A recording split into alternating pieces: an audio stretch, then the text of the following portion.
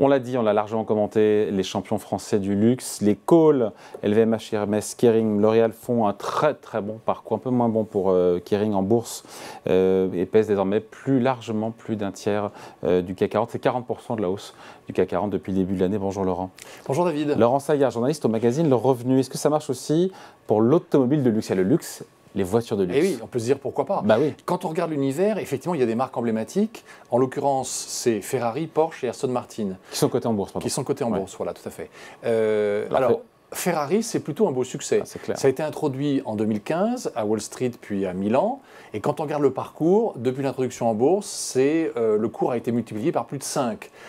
Et avec en plus des perspectives. C'est une valeur qu'on a vue… Depuis 2015. Depuis 2015, voilà. Ouais. Multiplié par plus de 5. Et en fait, on l'a vu dans les portefeuilles d'un certain nombre de gérants. On pourrait se dire que c'est peut-être le moment de vendre après un bon parcours boursier. Mais en fait, on voit qu'un certain nombre d'analystes sont toujours favorables parce qu'il y a de la visibilité, une hausse moyenne de croissance du chiffre d'affaires de près de 10% par an, et donc un carnet de commandes rempli. Dans le cas de Porsche, alors c'est pas mal, c'est pas aussi bon, mais c'est pas mal non plus. Hein. Alors oui, c'est quand même pas trop mal, puisque voilà, c'est un peu un retour en bourse, puisque le holding Porsche, il y a une vingtaine d'années, était coté, puis il est sorti de la cote. Ouais. Là, c'est vraiment un retour du constructeur de la marque. C'est récent, ça. Hein. Et ça, c'est fin septembre 2022. Ouais. Et donc sur 6 mois, l'action a fait plus 12%. Donc a priori, c'est plutôt prometteur. Et surtout, elle a très vite rejoint, au bout de quelques mois, l'indice DAX des 40 plus grandes capitalisations allemandes. Là aussi, il y a de la visibilité. Par exemple, Porsche, parce que là, je vous parle d'un sujet, on n'est pas sur des marchés de masse, mais Porsche, par exemple, l'an dernier, c'est quand même 310 000 véhicules vendus.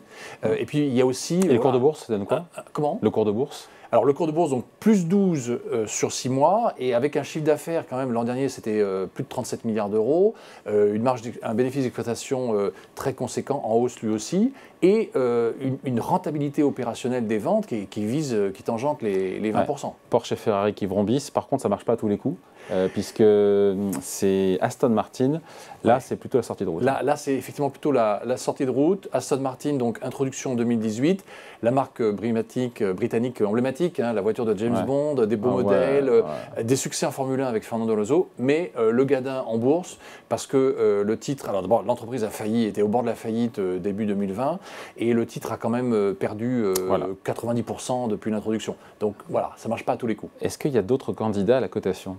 Alors, c'est vrai que ça peut donner des idées, parce que le modèle Ferrari-Porsche, c'est excusez-moi le terme, mais c'est du spin-off. C'est-à-dire qu'en fait, maintenant, toutes ces belles marques sont dans les mains des grands constructeurs généralistes. Donc, ils retirent la pépite et ils la mettent en bourse. Et on pourrait se dire… Stellantis, par exemple, qui a repris Fiat, du coup, Maserati. Bon, c'est une première idée. Renault a dit qu'il voulait relancer la marque Alpine, la marque de sport Alpine. Ça pourrait aussi être une piste.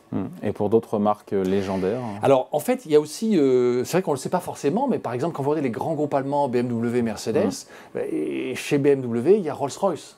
Et en fait, Rolls-Royce, on peut se dire, oui, mais est-ce que ce n'est pas la fin d'un modèle? Mais non, quand on regarde les résultats, en fait, Rolls-Royce n'a jamais autant vendu de voitures que l'an dernier. Alors, 6 000 voitures, on va dire, c'est bon, mais c'est 6 000 véhicules, c'est plus 8%. Et alors, bien sûr, ça s'est un peu ralenti en Chine, ça s'est arrêté en Russie, c'était à peu près 300 véhicules par an. Mais en fait, ce qui soutient le chiffre d'affaires et la croissance de Rolls, c'est, pour l'automobile, c'est le marché américain. En fait, Rolls-Royce fait 35% de son chiffre d'affaires aux États-Unis. Bon, là, c'est une première possibilité. Qui pourrait effectivement, qui aurait un peu de cohérence. Mais… Qu'est-ce qui pourrait arriver dans les tuyaux rapidement maintenant? Alors, en fait, il y a Lamborghini quand même. Lamborghini, c'est au sein du groupe Volkswagen. Ouais. Là, on en parle pour le milieu de l'année 2024. Bloomberg dit que ce serait à peu près, ça pourrait peser 15 milliards de dollars. Là aussi, des perspectives. Et donc, Volkswagen pourrait être tenté. Alors, sachant qu'on ne le sait pas toujours, mais dans le groupe Volkswagen, il y a aussi des belles marques comme Bentley ou Bugatti. Peut-être plus restreint pour une mise en bourse, mais enfin, en tout cas, dans le cas de Lamborghini, ça semble assez bien avancé, parce que Lamborghini est très en retard, notamment sur l'électrification. Ouais, avec un niveau de marge qui est hallucinant chez Lamborghini, qui est de près de 30%. C'est un truc absolument, mais un besoin de financement pour l'électrification, qui est quand même un des enjeux aussi. Justement, ces projets, est-ce qu'ils sont compatibles avec l'électrification et la réduction à venir des fabrications de voitures à moteur thermique? On pourrait se dire, au moment où l'Union européenne annonce qu'en 2035, on n'aura plus le droit de fabriquer des voitures neuves thermiques, électrique. C'est peut-être un peu bizarre, mais enfin là, on est sur des marchés de niche. Alors, il y a une petite dérogation pour les constructeurs de moins de 10 000 voitures par an, mais voilà, on sait qu'il y a des résistances aussi déjà sur le marché allemand. On verra comment ça évolue. Mais en tout cas, il y a en fait, en soi, l'électrique n'est pas incompatible avec le haut de gamme. D'ailleurs, Tesla a commencé comme ça. Tesla, au départ, fait des voitures haut de gamme, des voitures même de luxe, et c'était dans l'électrique. Maintenant, ils vont rentrer ils rentrent dans le mass market, ils baissent les prix, au prix éventuellement de la rentabilité, mais c'est donc tout à fait possible. Et d'ailleurs, toutes ces marques que je vous cite sont rentrées dans des programmes d'électrification des modèles.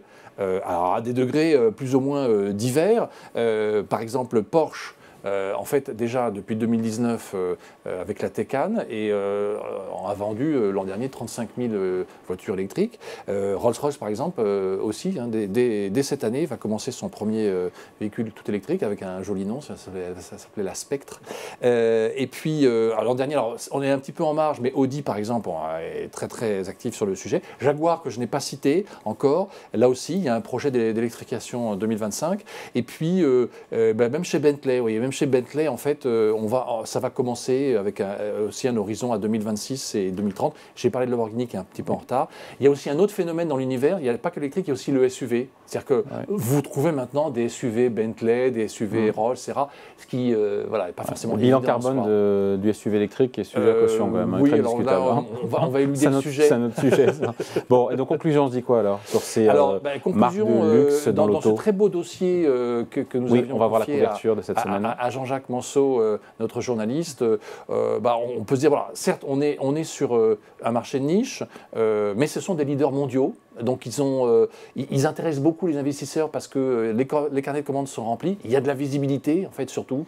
Il y a un pouvoir d'achat, puisque les acheteurs ont le pouvoir d'achat.